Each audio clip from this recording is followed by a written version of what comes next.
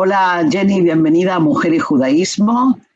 Nos da un enorme placer tenerte aquí con nosotros. Como tú sabes, yo soy un poco una fan tuya, así que mi opinión Gracias. va a ser hoy muy subjetiva, pero me siento muy honrada y muy agradecida de que puedas estar conversando con nosotras.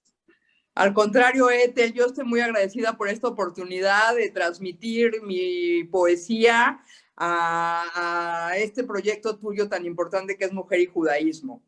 Y aparte tan innovador, la verdad, y tan necesario. Así que muchas gracias. Gracias, Jenny. Yo me largué así, pero vamos a decirle a los que nos están escuchando que Jenny Ace es una poeta. Para mí, por lo menos en español, es la única mujer que hace poesía femenina y judía con la profundidad y el ritmo y la seriedad con la que Jenny lo hace. Así que por Muchas eso gracias. pensamos que es importante que conversemos porque aportas desde tu lugar algo que para nosotros en Mujer y Judaísmo es fundamental y es la voz de la mujer hablando desde su particularidad de mujer acerca Sí, de su ser judío y de su ser femenino, ¿sí? sí, sí. Eh, Gracias. Gracias por considerarme así. para empezar, Jenny, ¿cómo es que empezaste a escribir? Pues mira, te lo tengo el recuerdo medio perdido en el tiempo, porque yo creo que empecé a escribir por ahí de los 18 o 20 años, pero empiezas como con una necesidad de desbordar en el papel las emociones, que bueno, que en mí son bastante fuertes, y entonces la necesidad de una escucha, que es el papel en blanco, me impele o me impelió en ese tiempo a escribir, ¿no? Ya después, ahí sí lo tengo el recuerdo muy claro, a los 22 años, que es un concurso comunitario, me gano el primer lugar con la carta al padre, y entonces me empiezo a tomar en serio la posibilidad de escribir. Entro a estudiar la carrera de letras hasta los 25 años, después de muchos intentos de otras carreras que ya no terminé, empecé con psicología, y luego filosofía, y luego, bueno, fueron así muchos vericuetos para encontrar mi camino, hasta que una persona importante me dijo, el psicoanalista, oye, pues si tu constante ha sido la lectura y la escritura, ¿por qué no estudias letras? Y así a los 25 años entro a estudiar letras a la Universidad Iberoamericana, pero bueno, mi pasión por el judaísmo siempre está presente, y terminando la carrera de letras a los 31 años me voy a Israel a estudiar pensamiento judío a la Universidad Hebrea de Jerusalén. Y ese es más o menos el recorrido, o sea, un entrelazamiento constante entre la literatura, la poesía y el judaísmo como pasión y como fuente constante de inspiración, en realidad. Uh-huh.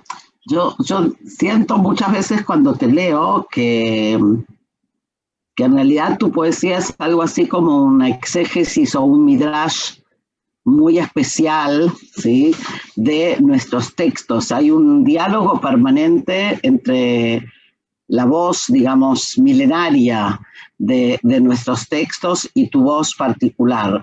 Me gustaría, si puedes, que me cuentes cómo sentís eso, pero más que nada, si puedes compartir con nosotros algunos textos que también ilustren a quienes nunca te escucharon esto que estamos hablando, ¿no? Tienes muchísimos, hoy por ejemplo estaba viendo algo, porque tú sabes que yo siempre te leo de nuevo, y estaba viendo en tu libro Es sed de morir el paraíso, estaba buscando algo sobre el diluvio, ¿no? Esta semana leemos en la Torá acerca del diluvio, entonces Sí. estaba buscando algo sobre el diluvio, o sea, hay siempre un dialogar, pero desde lugares muy inesperados, ¿sí? Pues sí, sí, hasta para mí fueron inesperados, también fue un descubrimiento. Mira, ese de Morir el Paraíso en realidad es un texto emblemático porque me dedico a escribirlo con la Biblia en la mano, ¿no? Entonces, bueno, antes de eso quisiera decir que de alguna manera uno es interrogado por el texto bíblico y te das, me veo obligada a dar una respuesta que me permita entrar en mi propia narrativa de vida a través de los arquetipos bíblicos. En ese sentido, pues sí, el libro más emblemático es este que mencionas tú, el de Ese de Morir en el Paraíso, donde me atrevo a transformar a los personajes arquetípicos y más importantes de la Biblia, los personajes masculinos en femenino, y entonces me pregunto, bueno, ¿qué pasaría si el hijo sacrificado, en vez de ser el hijo hombre, sería la hija mujer, ¿no? Y entonces así voy de alguna manera desarrollando este libro. Y obviamente, pues sí, también es interesante porque este libro empieza una mañana cuando yo me despierto con una frase que dice: el amor es un recinto incalculable. Y después empiezo a escribir origen, empiezo a escribir y después no sé por dónde seguir y digo, bueno, pues la Biblia es ordenadora, entonces abro la Biblia y empiezo ahí pues a escribir, ¿no? A escribir citando partes, algunos partes bíblicas y contestando, ¿no? Entonces este es un libro que tiene tres voces: la voz de Dios o la voz bíblica, la voz de la mujer que contesta, la voz poética, y la voz del alter ego de la mujer que le contesta a la mujer. Entonces son tres voces escritas en diferentes formas. Y no pensé leer Diluvio, pero sí tengo marcado leer Babel. No sé, o también puedo decidir leer Diluvio. Es la misma para allá. Venga con Babel, que es una preciosura, y aparte es la misma para allá. Venga. Sí, pero bueno, si quieres luego también leemos el otro. Dice así, cito así: y dijeron, Babel, y dijeron, edifiquémonos una ciudad y una torre cuya cúspide llegue al cielo y hagámonos un nombre. Comenzaste a caer naciendo letra, cada una conteniendo tu alma originaria. Anegaste en el cuerpo del vocablo, para no dispersarte sobre la faz de la tierra, para construir a Dios palabra por palabra, círculo por círculo el sentido, erigir su nombre y habitar cada una de sus letras. Árbol sefirótico la torre, emanaciones del silencio que te ocultan en la cumbre de tu sombra, eclipse, en el vértice infinito tu corona, llama incólume en la cresta tu verdad.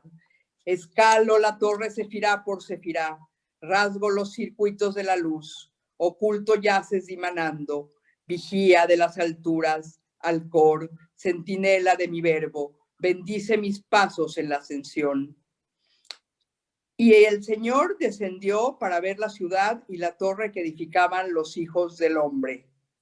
Y dijo el Señor: una misma lengua es el comienzo de su obra. Nazca tu lengua confundida, dos pueblos se besen en tu habla, crece doblemente equivocada, híbrida te narres, hebrea y castellana, sea doble tu sendero en las palabras. Llevarás dos libros en tu boca, dos patrias en tu cuerpo, en tu memoria bifurcada dos silencios. Y hasta aquí lo dejo porque es bastante largo, pero bueno, es un ejemplo de cómo esta narrativa de Babel me permite ver en mí la propia, el intento de retornar a una sola lengua, reconociendo que yo estoy formada por muchas lenguas y que eso también a veces es confusión. Pero bueno, la idea es que Dios está en la cumbre de esa torre, y entonces que a través de la poesía yo voy yendo por esos círculos de la torre hasta llegar a lo divino, ¿no? Que eso es como que siempre el anhelo de la poesía. Creo que mi poesía tiene una parte de plegaria y una parte de contestar al guiño que Dios te hace, ¿no? Todo el tiempo, de alguna manera. Ay, sí, es como, dijiste plegaria, pero es también a veces es como un diálogo muy íntimo también. Definitivamente es un diálogo muy íntimo. Y bueno, en el libro de Ese de Morir en el Paraíso se convierte en más íntimo todavía, porque bueno, quería decir algo. A ver, un segundito.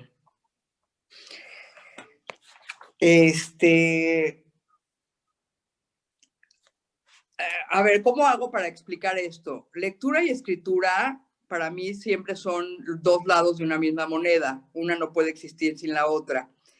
Leer alimenta la poesía y la poesía a su vez retroalimenta al texto con mayúsculas para enriquecerlo si esto fuera posible. Por otro lado, no hay que olvidar que cada uno de nosotros somos un texto, palabra grabada en el espíritu y en el inconsciente y en el mismo cuerpo.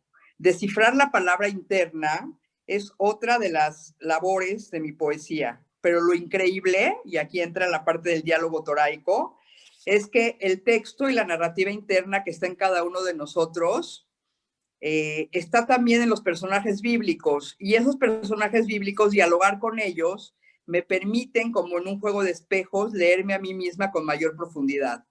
Entonces ahí está lo que preguntas, ¿no? De esta intimidad en el diálogo textual, en donde estás leyendo la narrativa de Moisés y de la narrativa de Isaac y de Abraham, y tú te pones en ese lugar y empiezas a dialogar con estos personajes y con estos textos, pero para entenderte a ti misma, ¿no? Leer y escribir a partir de los personajes bíblicos me permite leer y escribir mis propios procesos de vida y fundar una narrativa personal a través de las narrativas y caracteres de personajes fundacionales como Abraham, Isaac, Jacob y Moisés. Por ahí creo que tengo una deuda, y me acuerdo cuando estuve en tu casa en España ya hace muchos años que me dijiste, oye, ¿por qué no haces esto mismo que hiciste con los personajes masculinos, con los personajes femeninos de la Biblia, ¿no? Y entonces ahí sí creo que tengo una deuda con estos personajes mujeres de la Biblia, dialogar con ellos, ¿no? Tengo una deuda con esos personajes que también son fundacionales. Y no sé si quieras que te dé un ejemplo de cómo dialogo con esos personajes bíblicos, los transformo en mujer. Bueno, no son mujeres, la verdad es que me causó, yo tuve que justificar muchísimo eso porque de ninguna manera quería yo transformar ni una palabra del texto bíblico que es sagrado, pero es solamente un intento lúdico de tomar esos arquetipos masculinos y bueno, confrontarme con ellos y ver cómo la mujer responde a ellos o respondería a ellos, ¿no? En un momento dado. Entonces, nos encantará. Bueno, ahí va. No sé por qué. Aquí está interesante que dice así, cito el texto bíblico, vete de ti hacia ti, sal de tu tierra y de tu patria y de la casa de tus padres hacia el libro que hablé de mostrarte. De verbo en verbo persigo las cifras de tu nombre, al pie de la hoja espero, no me abandones en esta búsqueda incesante de tus signos. El libro es el destierro. ¿Dónde termina la escritura de este grito? Poeta de las jaulas, sombra de las páginas, preguntas. ¿Me acogerá como tus labios el libro? Habitará el libro en tu boca. El nombre de mí, camino entre tu lengua. Saber me has dado el dolor, sendero nómada. Mira al cielo y cuenta las estrellas y las puedes contar, pues así será tu simiente. El texto sobre Abraham. Y contesta la mujer, busco en el cielo el relato de mi sombra fugitiva, la promesa oscura de mi nombre, el signo de mi sexo. He encontrado mi simiente entre las letras, le he robado al hombre su semilla, he mordido la luz equivocada, ojo tras ojo, trazo la cerviz de mi destino. ¿Qué simiente me promete, Señor? Dame el nombre de mi descendencia, el zodiaco de mis palabras. Nada soy en el humilde signo. Regálame un soplo de tu lengua. Y tenía Abraham 99 años cuando se le apareció el Eterno diciéndole, estableceré mi pacto contigo y dejarás de llamarte Abraham. Tu nombre será Abraham, pues te he convertido en padre de numerosos pueblos. Y contesta la mujer, Cambia el rumbo de mi nombre en las estrellas. Una letra de tu nombre trastoca los destinos. Reviérteme, grábame tus signos en el cuerpo. Altérame la ausencia. Demarcada la mujer abierta al hueco, sin un signo que ahonde su carne, sin un vestigio del Dios que la destina. Te busco, Señor, entre mis huesos, en los trazos de mis dedos, en mis piernas, ojos, donde el rastro de tu nombre. La carne liberada rompe del pensamiento las orillas. Ahí donde te ausentas me pronuncio sangre, me derramo lengua. Signa mis entrañas, las letras están en el exilio. Tu nombre está en mis lágrimas. Escríbeme raíz, circuncida mi destierro, cifra la carne de mi cuerpo. Y Dios dialogó con ella. Una y otra vez le explicó su destino. Dios en su cuerpo era la ausencia. Ella era el grito, el suelo y el sueño y el enigma. Su pluma delineó el silencio. En su piel la caligrafía del infinito. Ella era la sombra, la página, la sed. Y la mujer, ausente, inentendida, tomó el cuchillo y en su lengua temblorosa trazó el signo. Tu pacto será en nuestra carne, dijo, mientras el nombre santo sangraba en su lengua. Y pues ya, ahí termina. Es un poquito extenso, pero creo que... Bueno, no, extenso no, es muy fuerte. Y me decía el otro día una compañera, una alumna, una lectora, que para leerte, si uno no sabe Torá, se pierde la mitad. ¿Tú sientes lo mismo? O sea, ¿sientes que tu poesía es una poesía que está, digamos, que esos ecos, ¿no? Esa reminiscencia, esos ecos que trae de la Torá, quien no conoce el texto toránico se pierde una parte importante de lo que quieres decir? Yo creo que sí, yo creo que la Torá en ese sentido es pretexto, o sea, un texto previo que siempre es más grande de lo que uno escribe y que de alguna manera escribir es ir recogiendo y vislumbrando las luces de ese sentido bíblico y la voz de lo divino que perpetuamente nos está dictando nuevos contenidos. Entonces, si la Biblia es el pretexto para mi poesía, pues sí, conocer la Biblia da obviamente un enriquecimiento y un entendimiento mayor de lo que yo hago, ¿no? De hecho, bueno, este libro fue escrito de verdad con la Biblia en mano. O sea, iba yo escogiendo los párrafos que más me latían para poder dialogar y así fui haciéndolo, ¿no? Entonces, de alguna manera sí, pero también creo que, o sea, que la mayoría de la gente tiene introyectados estos personajes y estos eventos y, ¿no? O sea, como dices, el diluvio, Babel, Abraham, Isaac, Jacob, creo que son también personajes ya universales, arquetípicos, que están en el inconsciente colectivo de todos, ¿no? Entonces, bueno, no sé, yo pienso que de todos, pero a lo mejor nada más por mi judaísmo omnipotente y no es de todos, ¿no? Lo judío, es verdad lo que dices de tu libro de Sed de morir el paraíso, pero también en leer el infinito, si bien no escribes con la Biblia en mano, ¿sí? La Biblia está ahí, o sea, está permanentemente, no solo la Biblia, sino también todo el estudio posterior, o sea, uno lee y se encuentra con, ¿cómo podríamos decirlo? Es leer lo judío, o sea, es leer más allá del texto bíblico. Cuando uno lee, por ejemplo, en leer el infinito, es como si también las hojas del Talmud estarían resonando, porque hay algo muy, muy dialogal, sí, en los personajes. Entonces, no es solo el personaje arquetípico, es también la carga, digamos, de toda una cultura que no sé si consciente o inconscientemente pones en la poesía.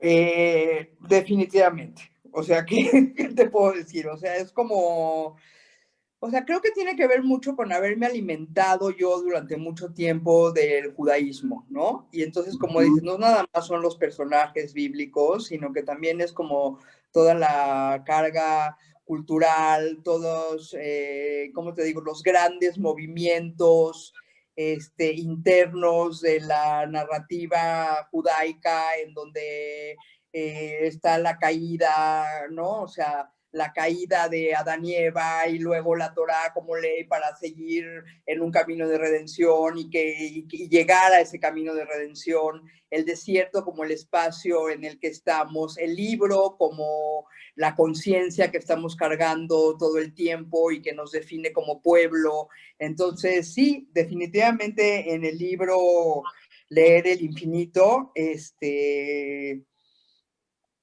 sí, hay algo judío más amplio, ¿no? Que no está pegado a los personajes bíblicos, sino que es más amplio que eso.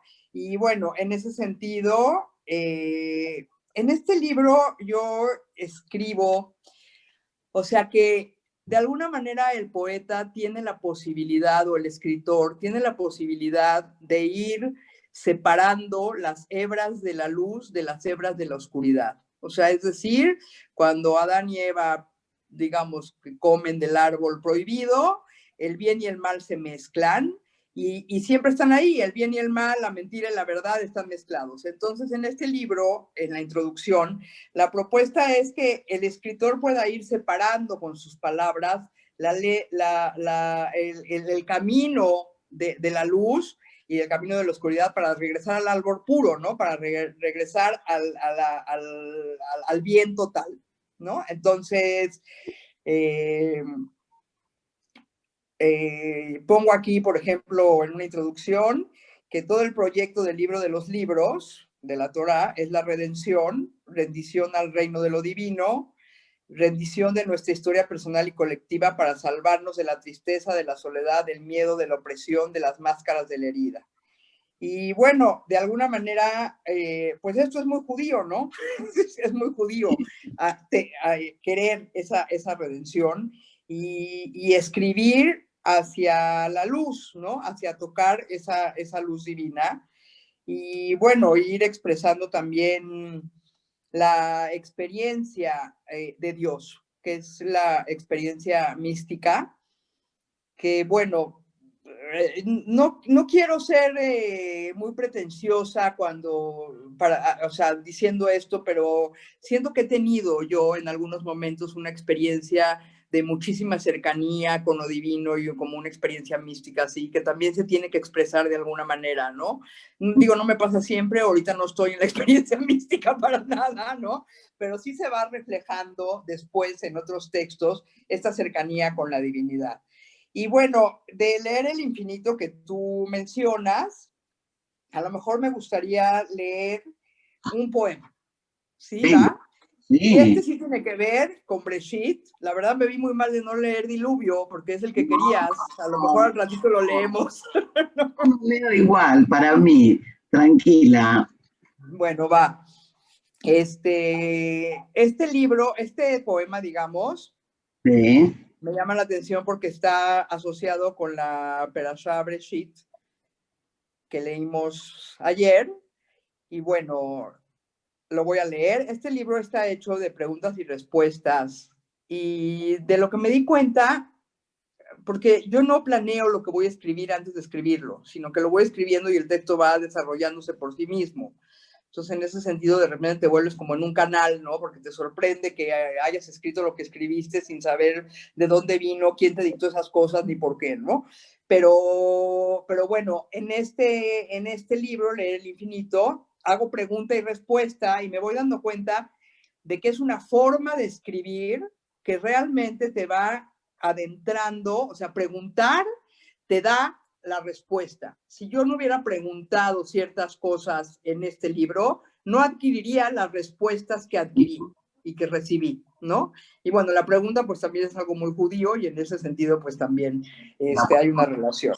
Te decía bueno, una cosa que te decía antes de esta cosa que resuena un poco casi talmúdica, ¿no? O sea, de del diálogo, de la pregunta y la respuesta, ¿no? Que es a esto que es referencia ahora. Bueno, te escuchamos. Exactamente. Bueno, dice, leer es buscar el rostro, pero la inmensidad es inabarcable. El guiño de Dios está impreso en su creación. En sus ojos palpita el universo. En un parpadeo crea. Dios llora. Cuando Dios llora, un diluvio cae sobre el mundo. Dime el porqué de las lágrimas de Dios. La perversión de los hombres.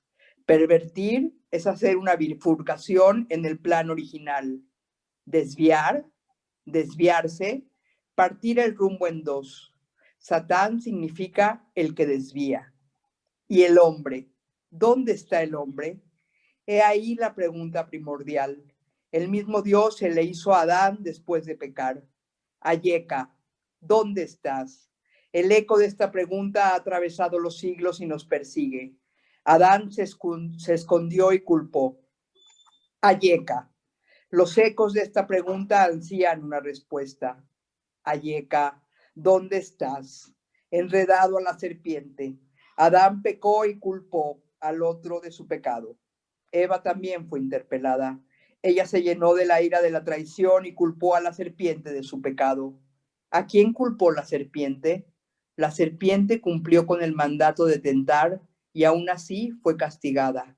Satán es un sirviente de Dios. ¿Hubiera podido el mal nunca existir? El mal hubiera podido no entrar en los hombres, pero comieron el fruto y dentro, en la sangre, corrieron sus semillas. Caemos. ¿Dónde estás? Los ecos de la pregunta nos persiguen. Cada hombre dará una respuesta. Caemos en la paciencia de Dios.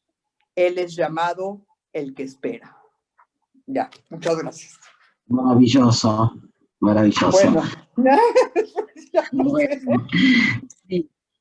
Para ir terminando, ¿qué pasa con lo femenino? Porque hemos hablado mucho de lo judío, ¿no? Sí. Pero yo siento que tu poesía es también, no solo porque la voz de la mujer está, sino que es también, hay como una sensibilidad, una sensualidad prácticamente, que es muy femenina. Hay una presencia muy marcada también del cuerpo. O sea, el cuerpo está presente en tu palabra. Entonces, ¿cómo lo sentís? ¿Cómo lo pensás? Creo, y sí pensé en esa pregunta, que la feminidad es una forma de leer y escribir desde la entraña, como hueco vacío, donde entra la luz, ¿no? Y en ese sentido, el verso es una mirada desde la mujer como alteridad, o sea, es la otra la que está leyendo, y sí, el cuerpo y la sensualidad y el erotismo tienen, o sea, pero es el erotismo con la palabra, ¿no? O sea, ese diálogo que abarca absolutamente todo. Y bueno, está todo el tiempo esta mirada femenina, pero también porque no puede ser de otra manera. O sea, porque siendo mujer, pues tu sensibilidad femenina, tu visión femenina, tu cuerpo, el vacío, el vientre vacío como entraña donde entra la luz divina, ¿no? De alguna manera están ahí todo el tiempo presentes. Bueno, ¿y qué eliges para despedirnos? ¿Ya para despedirnos tan rápido? No, venga. Es que ya tú no te das cuenta, pero estamos hablando ya hace un buen rato, pero vamos, te dejamos que nos menos 2 o 3 más, porque yo puedo escucharte toda la noche leer, ¿eh? Pero no todo mundo. Oye, para despedirnos, ¿sabes qué me gustaría?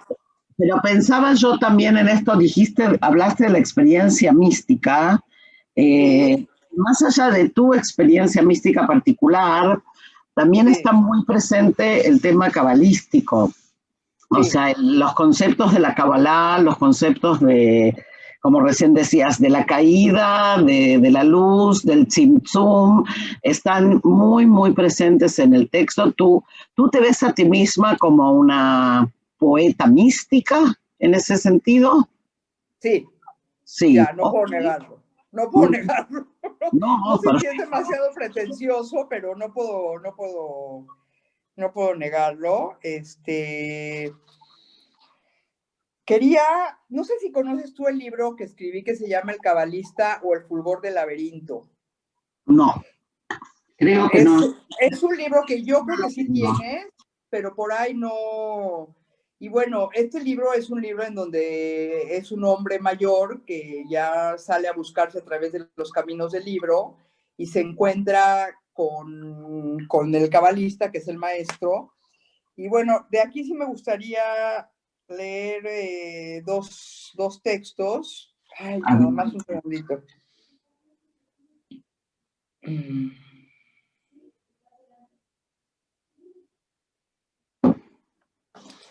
Es difícil elegir. Mira, te pongo un ejemplo, venga, dos ejemplos. Dice así: por favor. como es arriba, es abajo, como es adentro, es afuera. El creador, dicen los sabios, crea antes que nada el libro como plano arquitectónico del mundo. De ahí que todo parta del libro y regrese al libro. De ahí que, como dice el rey Salomón, no hay nada nuevo bajo el sol. Fundarnos en la eternidad de la enseñanza ha sido nuestra única forma de sobrevivir. Los cimientos del mundo están en las múltiples caras del libro eterno, donde la divinidad ha posado su ley y su instrucción. En infinitas contracciones que llegan a la materialidad del signo, Dios abre sus aguas celestes y se derrama tinta sobre el pergamino. Los hombres somos solamente lectores actuantes de la enseñanza venida del más allá para despertarnos. Nada más preciso y más abierto que los caminos del libro, porque ningún hombre es capaz de apresar la verdad completa. Esta habita más allá, en la polisemia del nombre que es uno y es diverso, porque se multiplican los nombres y se abre a la capacidad del alma de quien lo escucha. Pero no es este exacto el texto que habla de la experiencia mística. Y había otro por aquí, pero pues no lo encuentro. A ver. Tranquila, tranquila, búscalo. ¿Lo busco tranquila? ¿Sí? Uf.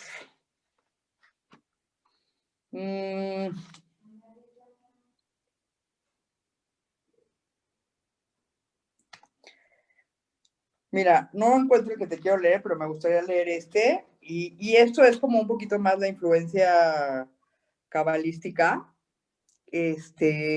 Pero bueno, en cuanto a la, no encuentro el texto que lo dice, pero sí me gustaría así como decir que yo planteo en este libro un párrafo o una parte en donde digo que se puede conocer a Dios a través del texto, pero que a veces Dios también se derrama en amores en su pueblo, ¿no? Y en cada individualidad, y que es una experiencia que dura poco, que no podría durar tanto, porque nadie podría tolerar esa relación sin volverse loco, ¿no? O sin salirse de este mundo. Y bueno, no encuentro ese texto, pero eso es más o menos lo que, la experiencia, ¿no? O sea, como que hay dos formas de llegar a través del estudio y a través de la experiencia del amor, ¿no? Del amor del alma, del apego del alma al alma divina, etcétera. Y bueno, me gustaría esto que es nada más como un juego que hacen los cabalistas y que yo de alguna manera reproduzco en este texto. Y dice así: en el principio el caos, después el orden como una posibilidad de engendrar mundos, rostros, caminos donde las criaturas anden. El acontecer se desliza entre las palabras como un río. Las verdades ocultas se revelan y poco a poco se abre el sentido del cosmos.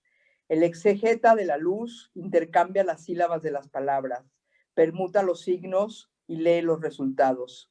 Como si fueran operaciones matemáticas, suma y resta, palabras contra palabras, nombres contra nombres, y su espíritu se desquicia, se ilumina, aúna los bordes del amanecer entre las lianas de los vocablos.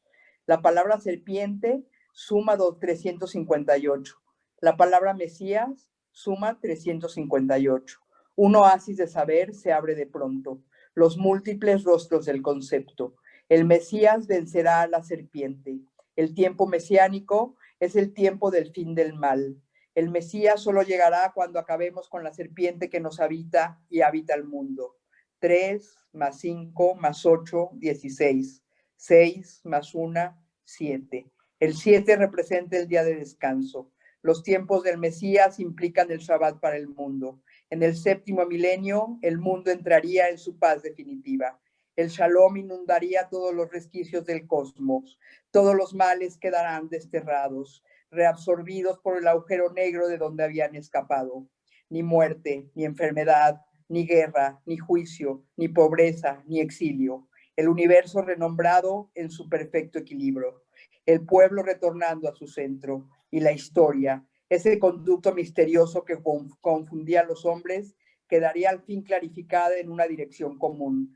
Todos los pueblos serían uno bajo la vigilancia de su creador, y la mirada de los hombres quedaría al fin desempañada para absorber con júbilo el sentido más profundo de la luz.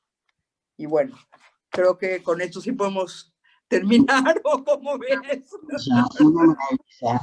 Bueno, yo, de verdad, Jenny... ¿Te quedas con ganas de algo? Ya.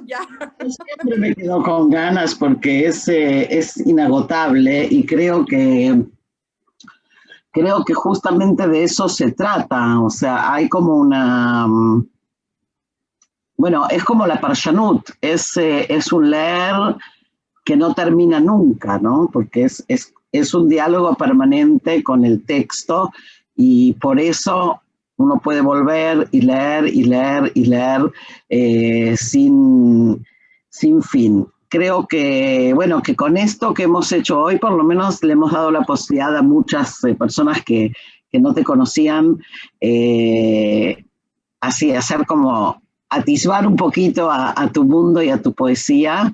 Nosotros, en general, tratamos mucho de traer tu voz en nuestro sitio, en nuestras clases, porque nos parece una voz muy importante de ser traída y disfrutada.